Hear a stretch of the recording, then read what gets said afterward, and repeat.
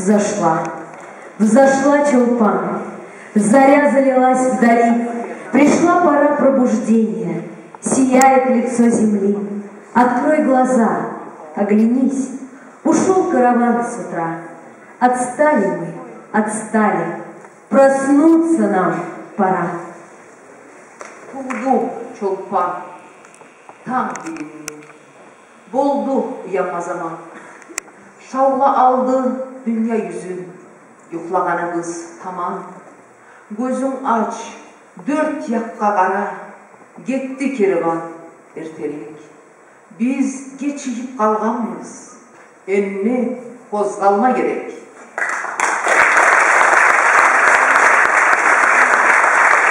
Добрый вечер, дорогие друзья, уважаемые гости нашего сегодняшнего юбилейного вечера. Geç yaxşı olsun ayol kurdaşlar, barınızda hoş geldiniz. Сегодня мы отмечаем столетний юбилей самого первого дагестанского общественно-политического и литературно-художественного журнала «Танк Чолпан» на кумыкском языке и 120-летия одного из основателей журнала, общественно-политического деятеля, поэта, публициста, драматурга и просветителя Зайнулабида Нухаевича Батырмурзаева.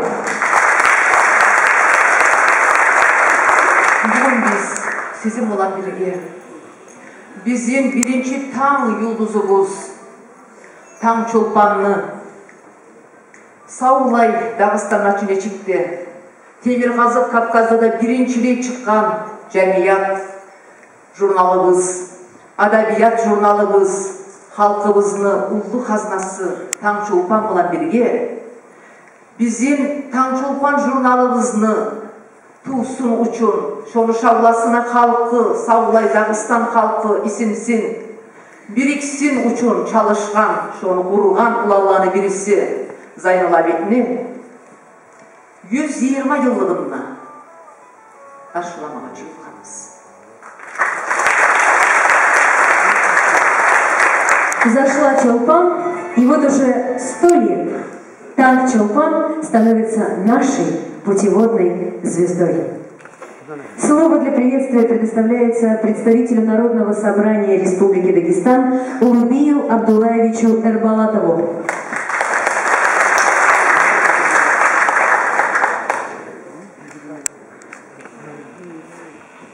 Спасибо. Дорогие друзья, коллеги, разрешите мне от имени Народного собрания поприветствовать всех и зачитать приветственный адрес. Дорогие друзья, знаковым событием развития печатного дела, литературы и журналистики Дагестана стало издание в 1917 году первого номера журнала «Танк Чолпан» «Утренняя звезда».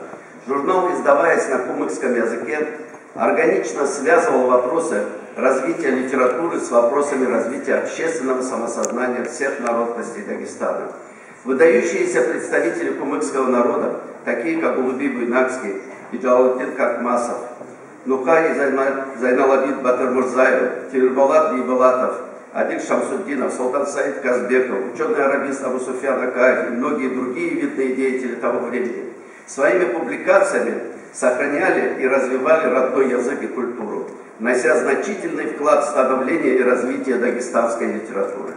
Журнал был популярен не только в Дагестане, но и далеко за его пределами. Его читателями являлись не только кумыки, но и представители других народностей.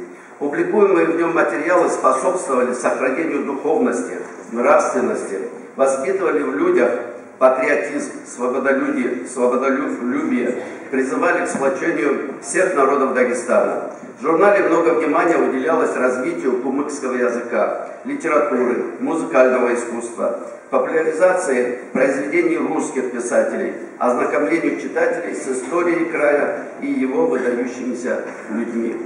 Публикуя лучшие образцы литературного и публицистического творчества на своих страницах, журнал стал неотъемлемой частью истории и культуры всех дагестанских народов.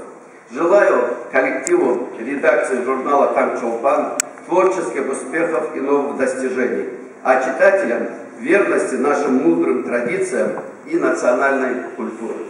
Председатель Народного собрания Республики Дагестан Хизри Исаевич Саидов.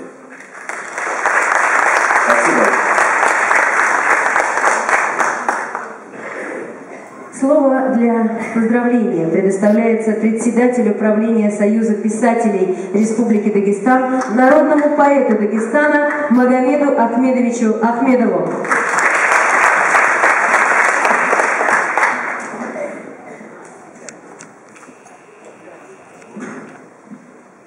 Ассаламу алейкум, дорогие друзья. Сегодня мы отмечаем 40-й юбилей первого литературного журнала Дагестана. И в этом замечательном зале собрались люди, которые любят литературу, любят язык свой, народ свой. И сегодня я от имени писателей Дагестана, от следующих всех вас поздравляю с этим замечательным днем. Журнал «Талчулпан» так и оправдала свое название во всех смыслах. Первым журналом был в Дагестане литературным, общественно-политическим. В этом журнале работали замечательные люди. Этот журнал делали выдающиеся люди, и художники, и писатели. Этот журнал был востребован временем.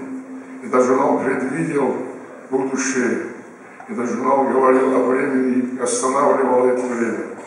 Но, правда, он недолго выходил, и звезда его заблестела еще из середины века.